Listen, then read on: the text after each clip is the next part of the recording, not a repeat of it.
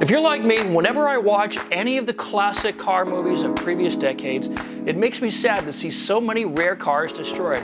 All I can think of is, oh God, do you know what that car would be worth today? But the truth is, audiences love car crashes. High-octane action sequences like flips, going off cliffs, crashes, crunches, and massive explosions get audiences excited and drive up the ratings, and they have done so for decades. Movies like Bullitt, The Italian Job, Smokey and the Bandit, The Matrix, Michael Bay's Transformers, and many James Bond films have destroyed their fair share of cars that are today valued at many times over their original worth. But when it comes to wrecking desirable cars, Universal's Fast and Furious franchise is the undisputed champion among all other challengers by far. The Fast and Furious movies have destroyed literally dozens of interesting or collectible cars during their first 20 years of the franchise. Or have they? Let's dig a little deeper. How many of them were truly classics or collectible? Despite what we see on camera, the truth is that precious cars are not being destroyed. In fact, many are being resurrected. Let me explain. For starters, a lot of people don't understand that for every car you see on screen, there are several backup cars. Let's start with a car like Dom's first Charger, or on the tuner side, Brian's Toyota Supra, both which are no longer in production. Both are highly collectible today, and prices for both are skyrocketing here in 2021. And as we saw on screen, Dom's Charger was wrecked in the climactic end of the first movie. Just because we as audiences see cars get wrecked, it doesn't mean that these cars are being sent to the junkyard. You have to understand what's going on behind the scenes.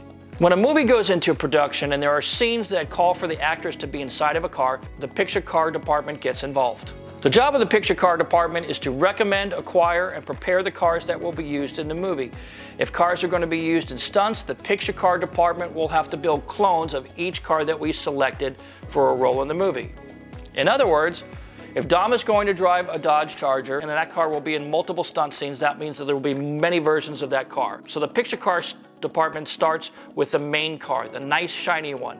They will build one shiny, pretty, and pristine Dodge Charger. This is called the hero car or the principal car. They also usually build a backup car for the Hero 1 car designated Hero 2.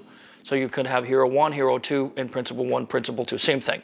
Having a backup hero car comes in handy for unforeseen breakdowns or mishaps. Maybe it got backed into on set or something like that. So the hero/principal cars are the ones used when the actor or actors pull up to a stop or when they jump into the car and drive off. The hero cars are shiny, usually fully functional, and they're as nice as they need to be based on how they're written into the script. Beyond the hero cars, we get into the stunt cars.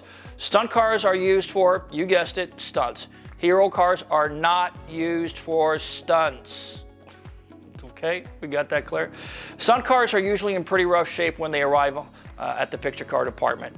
Usually they're relics, they have a lot of issues, things like tattered interiors, rusty body panels, and undercarriage issues are common. These cars need to be made into clones of the hero car. Sometimes it means a paint job or refreshing, other times it means a full restoration from the ground up, sometimes it just means some maintenance items. But once completed, even a junkyard car that we turned into a clone of the hero car is virtually impossible to distinguish from the actual shiny, pristine hero car that we used as the basis for the build. The final QC check is really simply whether or not they look good from 20 feet away. I remember walking up to a row of silver Nissan GTRs in the picture car warehouse when I was on set of Too Fast or Furious, and I literally could not tell which GTR was mine. That's how good these people are at building clones. And again, if you cannot see the flaws from 20 feet away, you won't see the flaws on camera, and that's pretty much the standard by which they are judged. So how many stunt cars are built depends on how the car will be used and how many stunts will be done. With my old Supra, for example, there were a total of 8 Supras on set. Each served a different purpose. They had the hero car, the Hero 2 car, Stunt 1, Stunt 2, Stunt 3, Stunt 4, then maybe there's a process car or 2, maybe even more depending on the needs. A process car is one that is typically mounted to a trailer. A process trailer is a wheeled platform that's low to the ground. This platform is towed by another car or truck that usually contains minimal crew members and possibly camera equipment, and it's all designed to film the actors inside the car. This is the way it's been done for decades.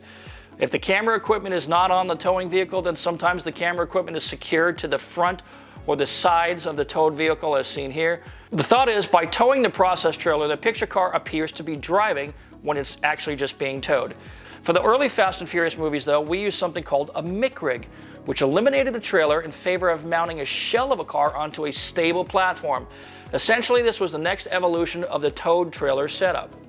More elaborate setups have come to light in the more elaborate setups are available today, including certain types of process cars where there are remote driving stations. Today, there are way more elaborate setups, like those that feature remote driving stations for stunt drivers while retaining the passenger compartment for the actors. So the actors can drive and there's somebody sitting elsewhere in the car that's actually doing the driving.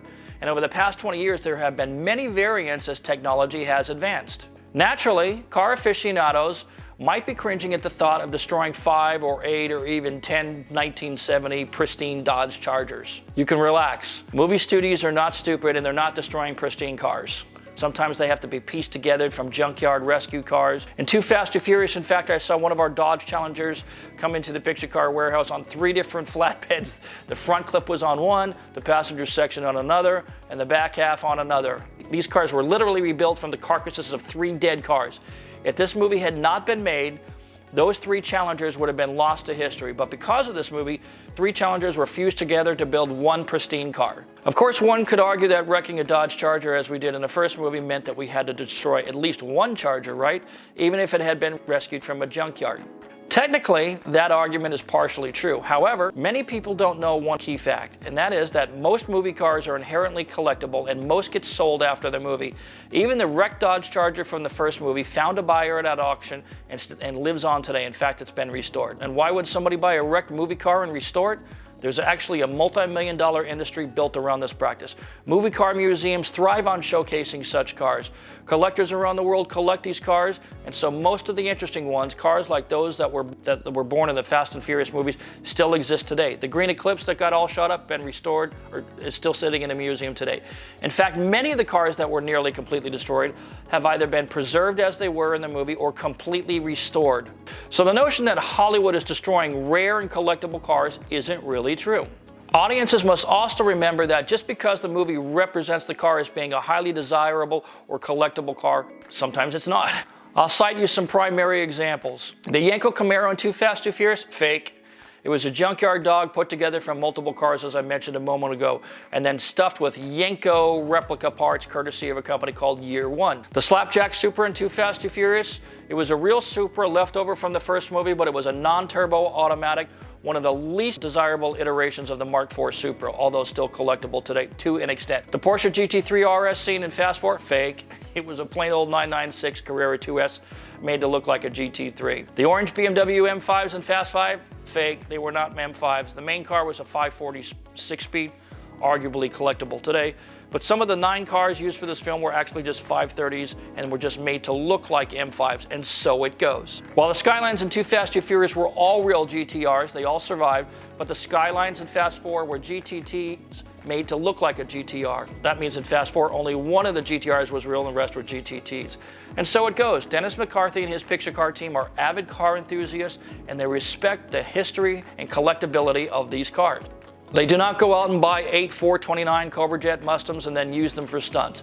They buy junk shells or buy a front clip, or they piece the cars together with new old stock parts or reproduction parts from any number of aftermarket suppliers.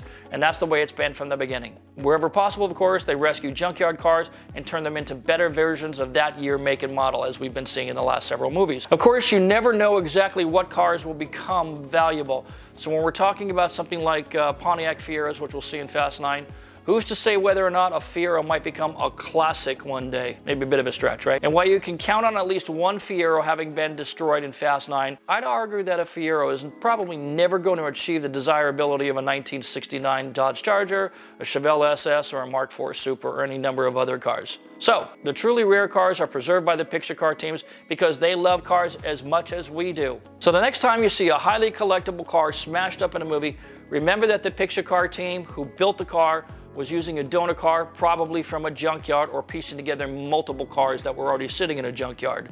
And through the magic of movies, cars are reborn for a glistening moment in the spotlight, providing a moment of nostalgia for car fans and thrills for audiences in general. I think we should all be thankful, really, because in 20 years we'll be watching E-Fast, E-Furious, aka the Slow and the Spurious, with a roster of electric cars, and when that happens, I will not shed a single tear when a first-gen Prius gets unceremoniously crushed by an electric bus. That's it for this episode, everybody. Tune in next time for more movie insights, and if you're feeling generous, please subscribe to my channel. We'll see you next time. Thanks for watching.